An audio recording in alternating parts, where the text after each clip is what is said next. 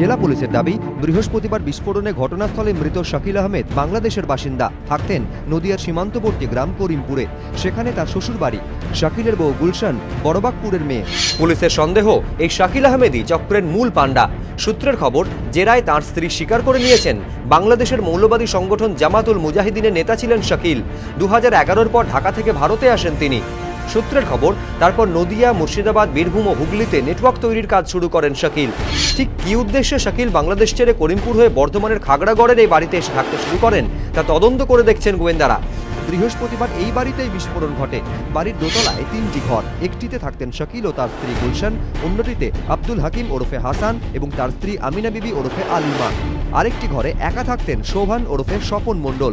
বিস্ফোরণে শোভানেরও মৃত্যু হয়েছে। পুলিশ সূত্রে দাবি, মৃত্যুর আগে শোভান জানান তার বাড়ি পূর্ব মেদিনীপুরের উত্তরপাড়ায়। বিস্ফোরণ কাণ্ডে গুরুতর জখম হন হাকিম। পুলিশ সূত্রে খবর, বহরমপুরের উপরডিহায় শ্বশুর বাড়িতে থাকতেন তিনি।